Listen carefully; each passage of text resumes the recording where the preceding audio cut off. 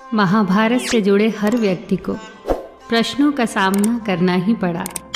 भगवान श्री कृष्ण भी उससे अछूते नहीं थे। महाभारत को पढ़ते वक्त हम में से कईयों के मन में कुछ प्रश्न आते हैं। ऐसे ही कुछ प्रश्न उद्धव जी ने भी श्री कृष्ण से पूछे थे और उन प्रश्नों के भगवान श्री कृष्ण ने इतने सुंदर और सटीक उत्तर दिए कि उद्धव जी की सारी शंकाएं ही मिट गई। उद्धव जी भगवान श्री कृष्ण के सारथी भी थे और सखा भी।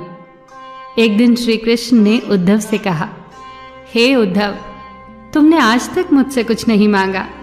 आज तुम मांगो उद्धव, जो तुम चाहते हो वो मांगो। मुझे बहुत प्रसन्नता होगी, बहुत संतुष्टि मिलेगी। मुझे अपना ऋणी न बनाओ उद्धव, मांगो जो इच्छा हो। उद्धव ने उत्तर दिया, मुझे कुछ नहीं चाहिए माधव, मुझे केवल मेरे प्रश्नों के उत्तर चाहिए। मेरी शंकाओं का समाधान कर दो सखा।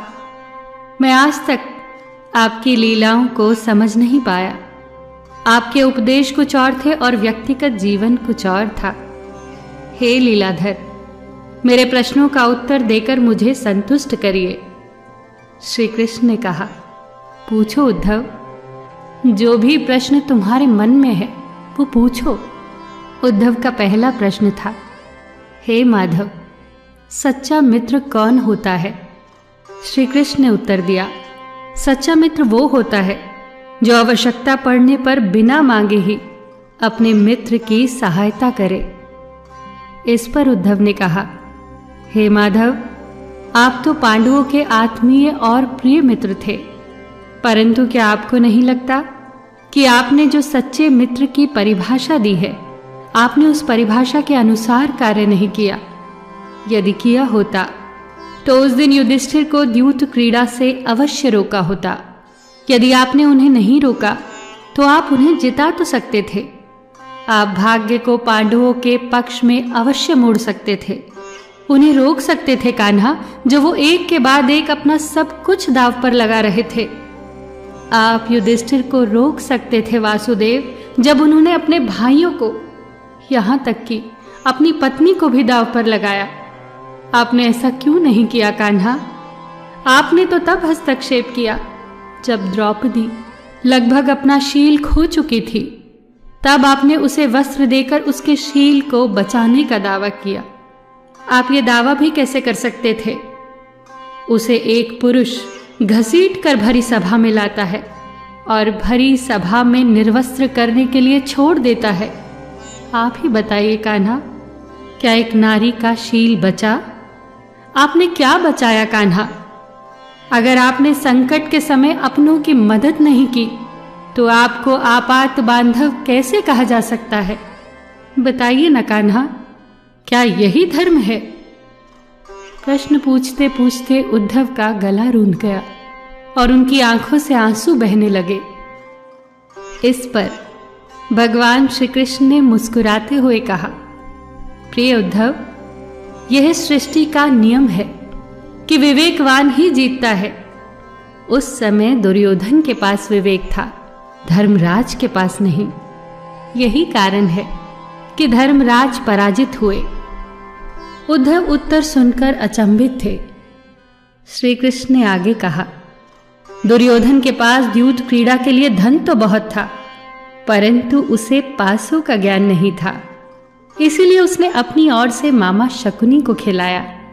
धर्मराज भी यही कर सकते थे, फिर मैं उनकी तरफ से खेलता।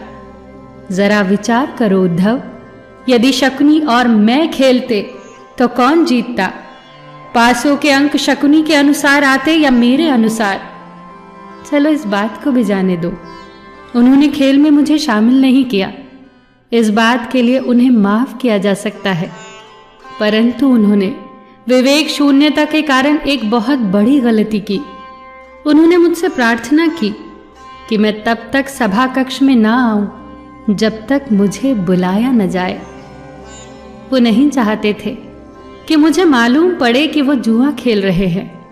मैं कक्ष के बाहर प्रतीक्षा करता रहा, परंतु किसी ने मुझे नहीं बुलाया।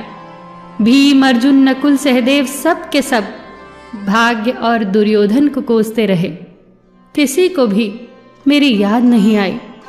और जब दुशासन द्रौपदी को बाल से पकड़कर घसीटता हुआ भरी सभा में लाया, द्रौपदी भी अपने सामर्थ्य के अनुसार जूझती रही। उसने भी मुझे नहीं पुकारा।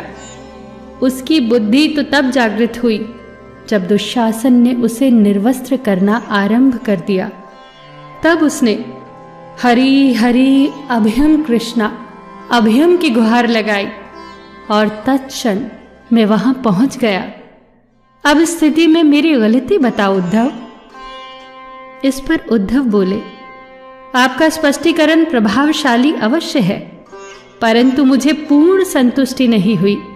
इसका अर्थ तो ये हुआ कि आप तभी जाएंगे जब आपको बुलाया जाएगा। क्या संकट में घिरे भक्त की रक्षा करने आप स्वतः नहीं जाएंगे?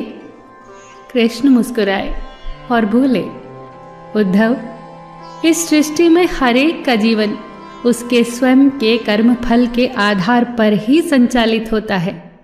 न तो मैं इसे चलाता हूं और न ही इसमें कोई हस्तक्षेप करता हूं। मैं केवल एक साक्षी हूं। मैं सदैव तुम्हारे नजदीक रहकर जो हो रहा है उसे देखता हूं। यही ईश्वर का धर्म है। वाह कान्हा, बहुत अच्छा। इसका अर्थ तो ये हुआ कि आप हमारे नजदीक खड़े रहकर हमारे सभी दुष्कर्मों का निरीक्षण करते रहेंगे। हम पाप पर पाप करते रहेंगे और आप हमें साक्षी बनकर देखते रहेंगे। आप क्या चाहते हैं कि हम भूल करते रहें, पाप की गठरी बांधते रहें और उसका फल भुगतते रहें? उद्धव के वाक्य उलाहना से भरे थे। भगवान श्री कृष्ण फिर मुस्कुराए और कहा, हे उद्धव, तुम शब्दों के गहरे अर्थ को समझो। जब तुम समझकर ये अनुभव कर लोगे कि मैं तुम्हारे नजदीक साक्षी के रूप में हर पल हूं, तो क्या तुम गलत या बुरा काम कर पाओगे? तुम निश्चित रूप से कुछ भी बुरा नहीं करोगे। जब तुम ये भूल जाते हो और समझने लगते हो कि मुझसे छुपकर तुम कुछ भी कर सकते हो, तभी तुम मुसीबत में फंसते हो और तभी तुम दुष्कर्म करते हो। यदि मनुष्य ये समझ जाए कि मैं सदैव प्रत्येक व्यक्ति के साथ साक्षी के रूप में उपस्थित हूं, तो क्या मनुष्य कोई भूल कर सकता है? कदापि नहीं उद्धव, कदापि नहीं। उद्धव जी को अब अपने सारे प्रश्नों के उत्तर मिल गए और उनकी सारी शंकाओं का समाधान हो गया।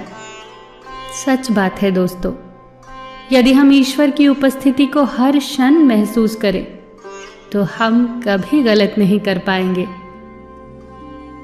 फिर मिलेंगे दोस्तों अगली वीडियो के साथ। तब तक के लिए अपना ख्याल रखना और हमेशा मुस्कुराते रहना।